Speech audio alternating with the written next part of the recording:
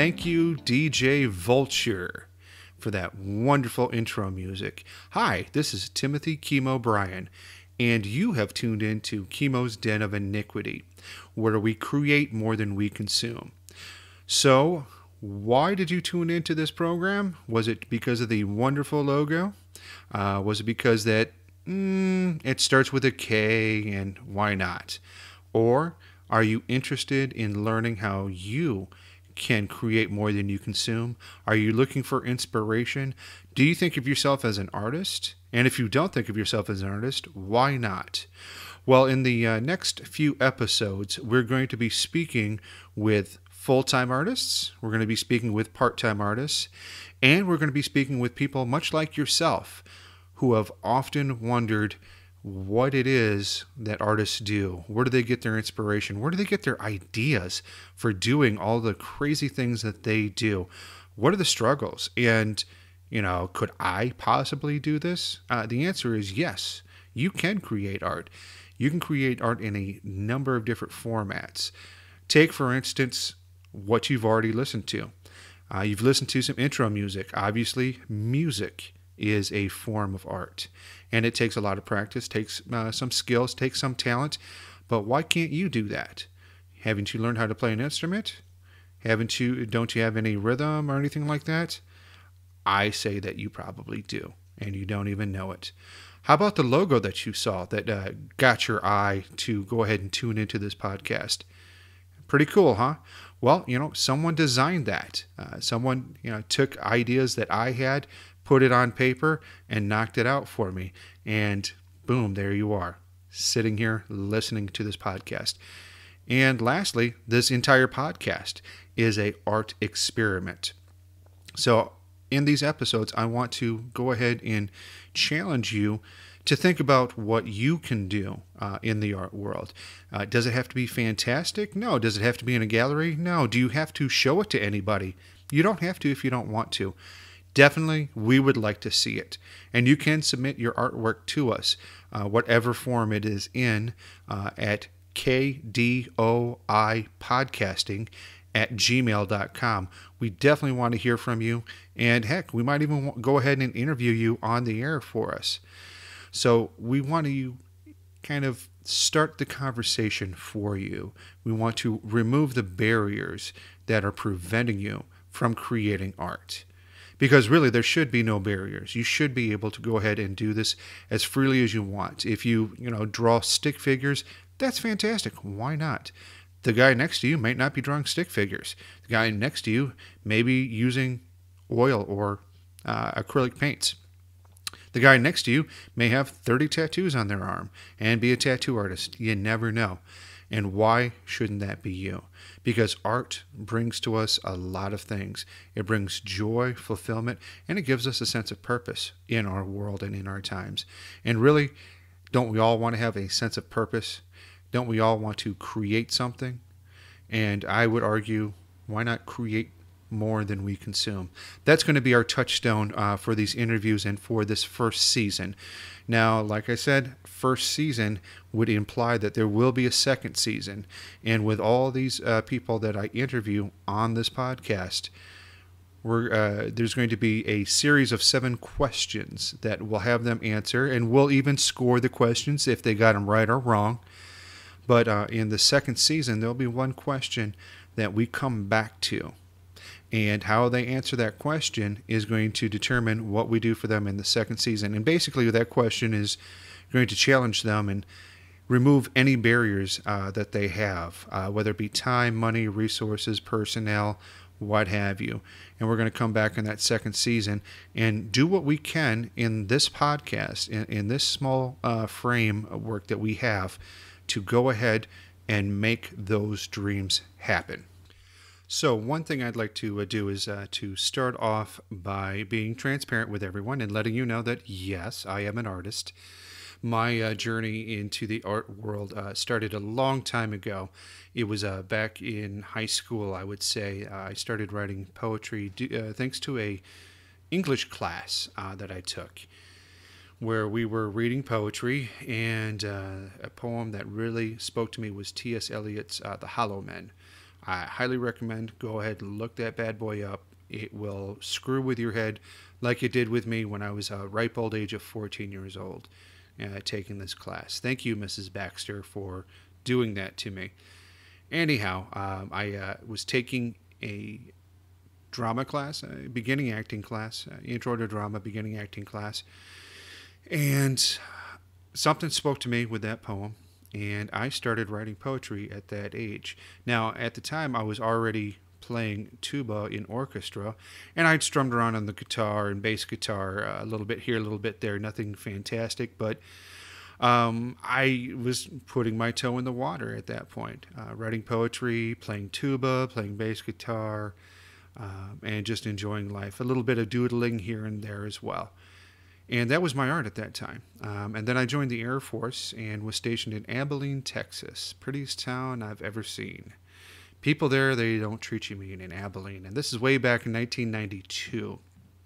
Ran into a coffee shop by the name of Espresso Europa, and a little hole in the wall place, not a whole lot of seating, but I walked in there and they were playing John Coltrane's My Favorite Things, the 58-minute version with the flute solo halfway in by Eric Dolphy. A fantastic time. And remember, this is 1992, so the internet, Al Gore hadn't invented the internet just yet. He was working it, but he hadn't invented it just yet. So I walk in there, and it's a fantastic vibe. There was people playing chess. There was people writing poetry. It even had its own, especially Europa, even had their own in-house artist that was doing portraits of various things. I actually bought a few paintings from them, and I left a cast. I broke my wrist while I was in the Air Force, and they cut the cast, and I left it there as a art piece. A lot of people drew on it, some pictures, some words, and whatnot. But that place is where I go back to and say, hey, that's where it all began, for me, anyways. And there was just a lot of stuff going on there. Now, a lot of people would walk into that place and go, oh my God, it's so artsy fartsy. You know, everyone is, doing their stuff. Well, for me, that's what I needed. That's the seed that I needed to germinate and to turn me into what I am here today in this first episode. Now, years passed. I went ahead and got my bachelor's in theater, and I couldn't tell you how many shows I did at Southern Illinois University in Carbondale. I do know that I did get to do lights for Red Hot Chili Peppers and their Californication tour. That was a fantastic experience for that. I got to do a lot of acting. Did some drawing. Still wrote poetry like a crazy man. And then I went ahead and got my master's in theater education, where I learned more about the world of theater. It was a very intensive study for 3 years. Again, still writing poetry, still acting, started painting at that time. And, I ran into a lot of the same thing that a lot of people run into. I didn't want to show my paintings to people. It was just, an emotional mess on the canvas, on acrylic. But I learned that, you just got to sometimes put it out there. And a few of the paintings actually sold. Some people, got into my apartment somehow and said, how much is this? And I think I gave it away for 20 or 30 bucks a pop. And that was fantastic. And then a few years passed after my master's degree. I went into the corporate world and worked at Verizon Wireless as a cell phone data technician, what have you. You would call up and have an issue with your phone, and I would solve it for you. Well, while I was doing that, I was running poetry readings in good old Rockford, Illinois, and I came upon podcasting. I heard somebody on Blog Talk Radio doing a poetry reading, and I really liked what they were doing and how they were doing it. And I thought it was a really ingenious idea on how to reach out to people outside of your city. You could reach people from all over the world in one shot. And I was being reached by these people. I think they were based out of Ohio, but they had people calling in from all across the country, sharing their works. And it really exposed me to a lot of other people that I would have never been exposed to. So that's why I'm a big fan of the whole podcasting world, is that you can reach out and touch people wherever they are. So that is me in a nutshell. Now, how I usually run my interviews is, I start off with having people tell me a little bit about their history that I have with them, just for transparency's sake. So that's my history with you. I've known me for about 40 years. I'm 44 now, so I've known myself for about 40 years. The first 2 years, you don't really know yourself. When you're 0 to 2, do you really know yourself? I didn't. Maybe you did. And if you did, by all means, write on into me and let me know. And then there was the years between, I want to say 1994, 1997 roughly, that I had no idea who I was, and I was trying to figure out who I was. And even today, sometimes I wonder who I am. But that's for another podcast. That's for another episode. And in these future episodes, you might find out who I am. So that's how these episodes are going to run. We're going to do a little history, and then we're going to talk about what people are doing right now. So what am I doing right now? Well, I'm doing a podcast. Right now, we have a bunch of episodes already in the can. This is being launched on 23rd of September of 2017.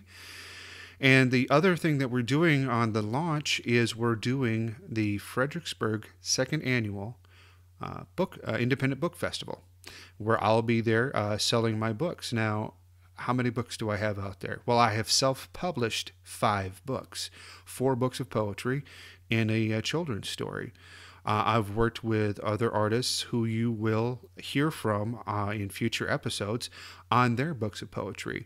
So all in all, I've done about 10 self-published books. Now, I'm a big one on DIY. I think the best art comes from people who can do it themselves, do everything themselves. Do the creation, have the idea, do the creation, and then market it out there and put it out there for an audience. So I've been doing this for a long, long time, and I've been enjoying it as well, and I've been enjoying sharing it with other people because, take for instance, writing a book. Now, a lot of people have a novel in them. I truly believe that. Everybody that I know has an interesting life, has a story to tell. Why not self-publish it? You can make it an autobiography. You can make it a fictional autobiography. You can do it, as a book of poems, what have you. We definitely want to encourage you to go ahead and do that, because to do your own book doesn't require a whole lot of mystical talent. We definitely want to remove the mystery behind it. Now, is it a lot of work? Absolutely. Anything worth doing is going to be a lot of work. A podcast is a lot of work. Just in this past 6 months, I've taken a class through GagglePod on how to create your own podcast. And then I went back on a bunch of Facebook pages, a bunch of podcast pages. I'm on Flipboard, where I have a special thing set up for podcasts. I'm on my Google Newsstand, where I have another feed set up specifically for podcasts to learn how to do it better. I'm going to be attending the DC Podfest in November of 2017 to talk with other podcast people. So if you find something that really trips your trigger, by all means, dive into it. Go ahead and knock it out of the ballpark, because think of it like this. The money that you spend on entertainment, why not put that money and that time and that effort into creating something yourself and then putting that out there for people? I think it's a perfect situation for you to do that.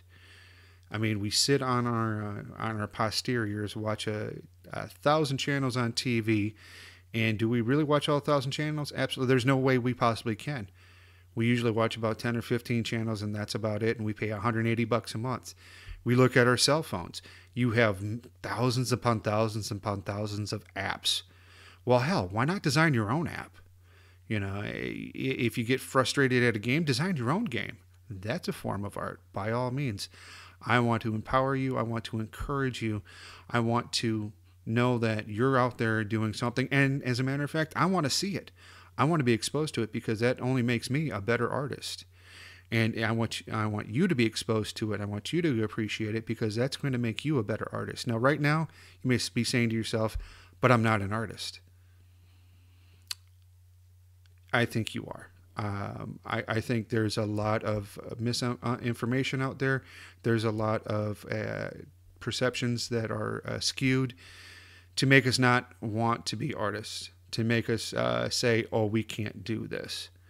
And that's absolutely wrong. There's a lot of value judgments out there that say, well, if it's not Picasso, if it's not, Faulkner, if it's not Rodin, why do it? Well, why not? Because not everything those artists did was fantastic. Some of it was absolute crap. Some of it was just splashed on the canvas. Some of it, with no thought, no intention behind it. Some of Rodin's stuff where he just was fucking around in his studio, was just to fuck around in a studio, and people will pay thousands and thousands of dollars of it. Faulkner, I'm sure he wrote some stuff that probably got burned right after he wrote it. Why not?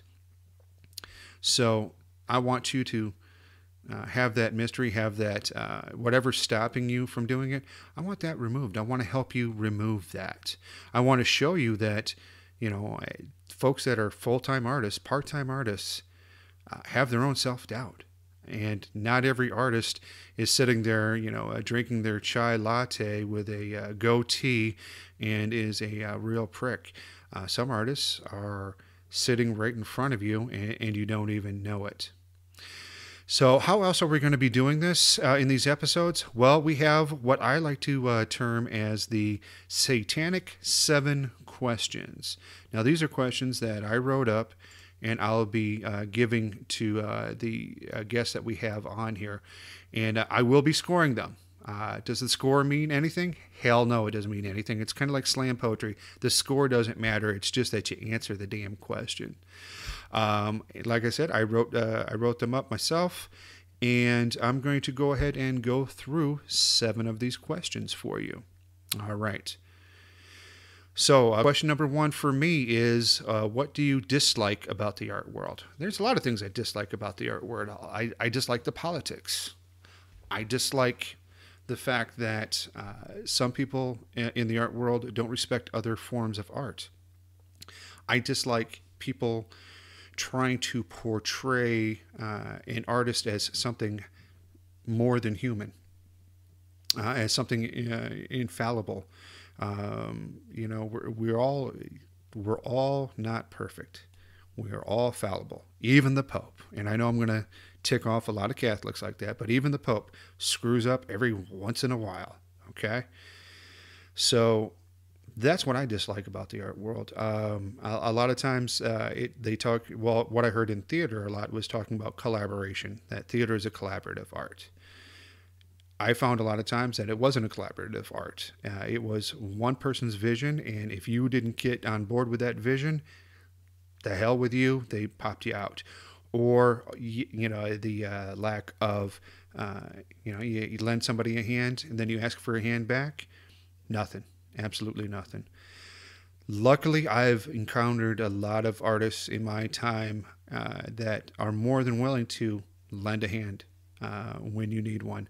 And I'm more than willing to lend them a hand at any time. So again, another reason for this podcast is to expose you to their art. I want to expose you to my art, but I want to expose you to their art, and I want to be exposed to your art. Okay, question number 2. And I think I got that question wrong. What is the question you are asked that you dislike, and why do you hate that question? So the question that I'm asked that I hate is, why do you do it? Well, why do I do it? Because I have to do it. I have to paint. I have to write. I have to podcast. I have to do music. I absolutely have to do it. It's like eating. It's breathing. It's sleeping. It's taking a dump. There's something in me, and I don't know what it is. A lot of people, go, oh, it's that inspiration genie or whatnot. It's just something that I feel compelled to do. I have to add something to this world. I think the world is a fantastic place, and I get a lot of inspiration from it in various different forms, but I need to add something to it. I need to put my mark on it. But I hate that question because, well, then why do you eat? Why do you shit? Because your body compels you to do that. So that's the question that I hate to be asked, and that's why I hate to be asked it. Question number 3. Oh, by the way, I've got question number 1 and question number 2 wrong. I've decided that those are wrong answers, but I answered them, so fuck it. Question number 3, is the artistic life lonely, and what do you do to counteract it? It can be lonely if you allow it. If you isolate yourself from your audience, if you isolate yourself from the other artists, if you isolate yourself from the world, and that's where I get most of my inspiration from. If you isolate yourself from all of that, it can get lonely. I think I remember hearing something about Prince didn't listen to anybody else's music but his own. He isolated himself into that. Now, Prince made some fantastic music, absolutely timeless music.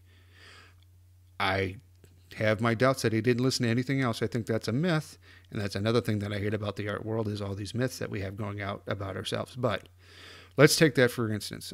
Let's say it actually happened. He didn't listen to anybody else.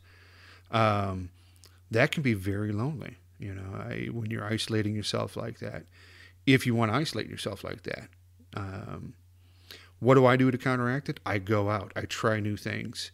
I remember when I first started painting, I had no idea what the hell I was doing. I just got some acrylic paints, got some canvases, got some brushes, and knocked it out. And I said, well, I'm going to do this because this looks good to me. And then I started asking people that I knew painted about how they did it, about their technique, watch them, ask them questions about it. And that got me out of my shell. Now, sometimes, we all need to just kind of isolate and sit and watch some videos, watch some Netflix or whatnot, play some video games and go into our mindless state. And sometimes in that mindless state, we get wonderful ideas. But how do I counteract it? I put myself out there. I try to go to the First Fridays here in Fredericksburg, where they open up all the galleries. I wish there was more than just gallery openings. I wish there was more music openings, some performing arts, something along those lines to do it. And, since there isn't, I challenge myself to do it. So I'm giving myself 2 points on that question.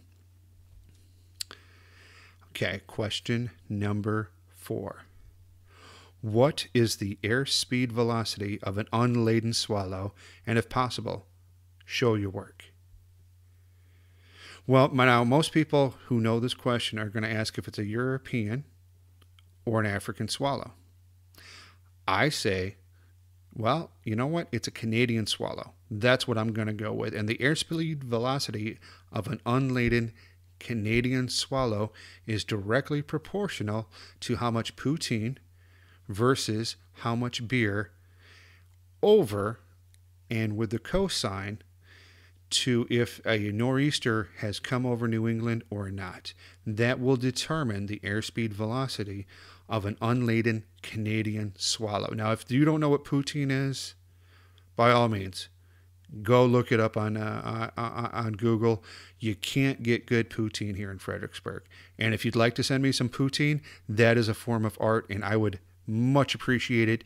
Email me at kdoipodcasting@gmail.com, and we'll go ahead and knock that out for you. If possible, can I show you my work? I absolutely can show you my work. If you wrote all that down, that's my work that I've shown you. Fantastic. Question number 5. What is the allure to being an artist, and do you live up to the myth, or do you even perpetuate the myth? Well, I think the allure for me of being an artist is that whole creativity aspect, putting something new into the world. That's what I enjoy. Maybe the idea has been out there, but it's my spin on that idea. Is it for posterity? Is it to be remembered forever? I might be remembered forever. I might not. I don't really let that concern me. But the allure for me is to be able to go out there and create something, bring something else out in the world, and then share it with other people, and then encourage them to go ahead and do the same thing. There's something about creation that is fantastic. It's a fantastic feeling. It gets me hyped up. Every painting that I've ever done, it gets me, jazzed. I'm like, wow, I actually did this with my two hands. Because I know a lot of people don't do it. They aren't. I don't want to say they're not brave, but it does take some balls to go out there and put yourself out there and go, this is what I created. And the ridicule that can follow that can be absolutely crushing. And you never know if you're going to get that ridicule or not. But you know what? It's the fear of doing that and getting that criticism that no one's going to understand it, no one's going to appreciate it, that I do it. It's a thrill that I really enjoy. Luckily, a lot of people have understood it, or maybe not understood it, but appreciated it. And that's what I'm all about. How do I perpetuate the myth of being an artist? I try not to. I really do. Now, am I wearing a goatee? Yeah. Do I have a lot of tattoos? Yeah. Do I dress in black sometimes? Yeah. Do I hang out in coffee shops? Yeah. Would I rather read a book than talk to most people? Yeah. Would I rather do art than talk to some people? Yeah, but I'm getting better at that. I'm trying to put myself out. And one thing that helped me realize that is going to gallery openings, going to First Fridays, where all the galleries are open, and walking in and appreciating the art, and then trying to talk to the artist, and they're too busy to talk to you, or they're too introverted to talk to you. And I look at that and I hold a mirror up to that and I go, am I doing that? Is that me? Because when I sit and talk with an artist, I want to know what's going on. How did they do it? What was going on in their mind? What's their inspiration for it? Why did they cause that thing to be created and come into existence? I want to know these questions. I want to know. I want to ask these questions, and I want to have some sort of answer, because I'll look at a piece of art and I might have something completely different from what the artist intended. And I want to let that artist know, hey, this is what I see. This is the feeling that I get. So I try not to perpetuate the myth. I'm working on not perpetuating the myth. Do I do it? Yeah, if you look at me, yeah, I look a little bit like an artist. But that's okay. As long as we're working it, we're going to work it. Question number 6. I got that one wrong. All right, so I've only got 2 questions right, and we're already at question number 6. And I wrote these questions, folks. Do you keep or archive your early work, and why? I used to. I used to have all of my poems dated and everything. I re-edited them. I rewrote them in better handwriting. And I still have a bunch of them hanging around here someplace. But just the volume of the work that I've had and how many times I've moved across the country, there's no way I can archive all of that. I wish I could have, but I haven't archived it all. That's something I'd like to pass on to my kids if I could. But there's just some work out there that's been destroyed, or it was a one-off and I sold it, and that money is gone in cigarettes or booze or what have you.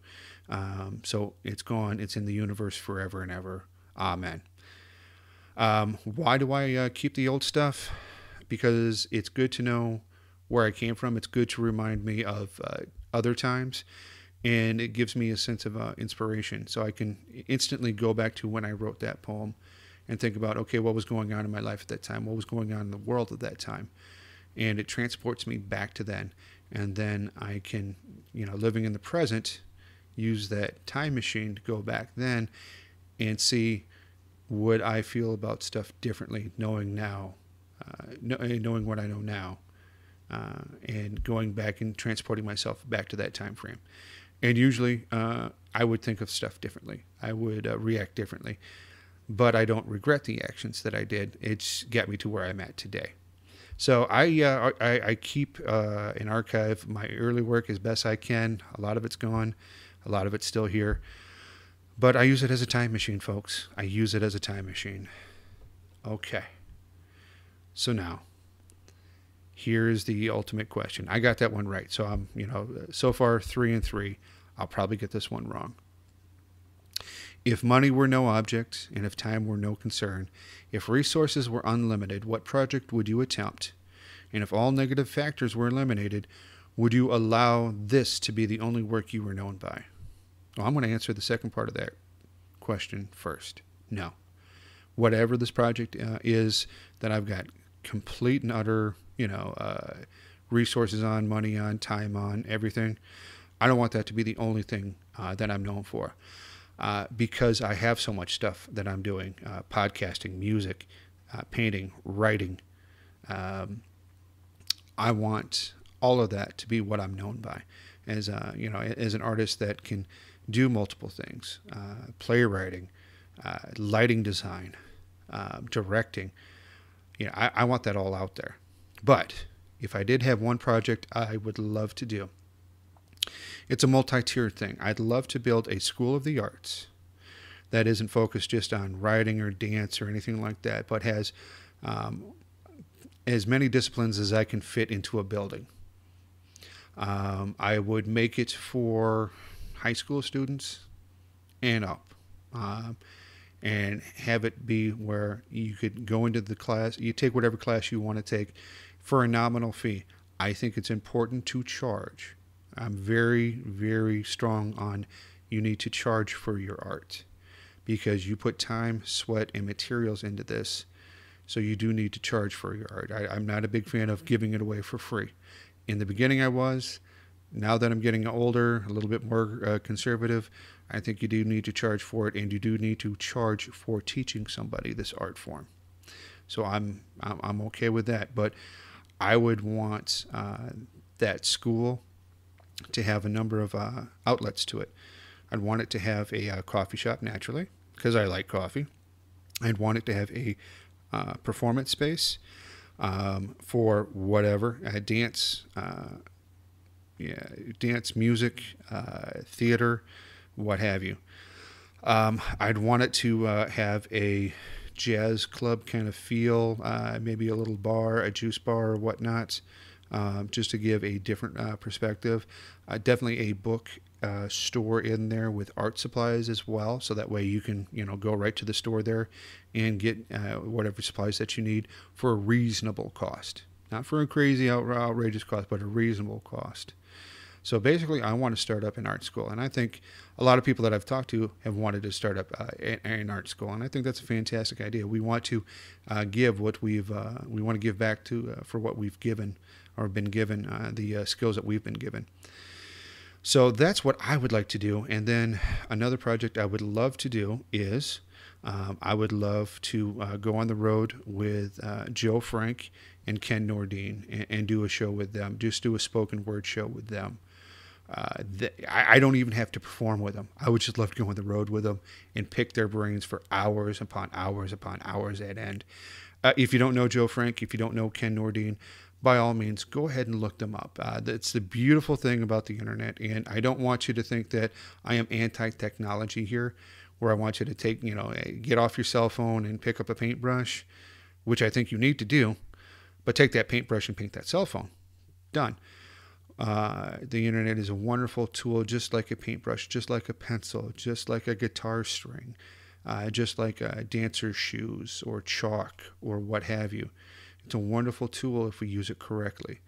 But go look up Joe Frank and go look up Ken Nordine and just sit back and listen to their stuff for as long as you can. It's a wonderful form of art that really makes you think. It really gets cerebral with you. And that's kind of the art forms that I like, is a real cerebral art form. So I've answered my Satanic 7 questions, and I got that last one wrong. Because I just didn't answer it correctly. My judge here is saying no good. That answer sucked. So I've got 3 answers out of 7 questions. So I'm 3 for 4 on that.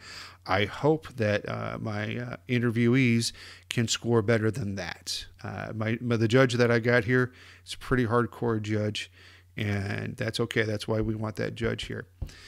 So how can you find us here on Chemo's Den of Iniquity?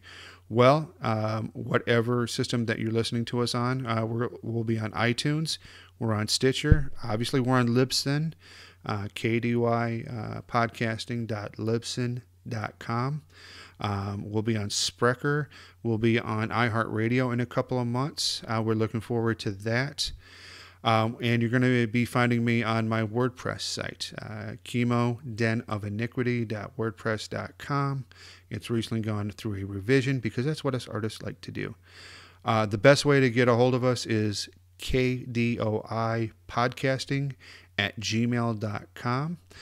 We will have a Facebook page, KDOI Podcasting, and a Twitter account for those of you that like to tweet. As much as I love to tweet, you'll love to tweet as well. And we'll have an Instagram account as well. So once we get those all situated and good to go, we'll let you know. This is Timothy Chemo Bryan. It's been a pleasure talking with you here today. I hope I've turned it up a little bit there for you. Turn something into your life that is going to inspire you to go out there, be brave, go out there and make fantastic mistakes. And we'll have an episode dedicated to mistakes. I want you to go out there and do what you can do, and let us know what you're doing. And we would love to have you right here on the show here with us. Talk to us about what you're doing, and maybe you can beat 3 correct questions on the Satanic 7 questions that we have here for you. Thank you for listening, and we look forward to seeing you on our next podcast. We'll be doing these every 2 weeks. So this first one is the 23rd of September. We do put them out on Saturday mornings just because that's what I do. I've got kids that like to get up on Saturday mornings. I get up at the butt crack of dawn on Saturday mornings, and I crank these bad boys out for you. You're going to be getting a lot of artists. You're going to be getting a lot of websites to go to. Go to them. Visit these folks. Visit my website. Let us know what you think. We want to inspire you. We want you to be inspired to go ahead and do this. We want you to be brave about doing this. And if you need a little extra kick in the pants, let us know. I'm very good about kicking in the pants. I have a size 12. I have a size 10.5 shoe. Don't have a size 12 shoe, but 10.5 should be sufficient for your needs. Thank you for listening, and we'll see you in 2 weeks.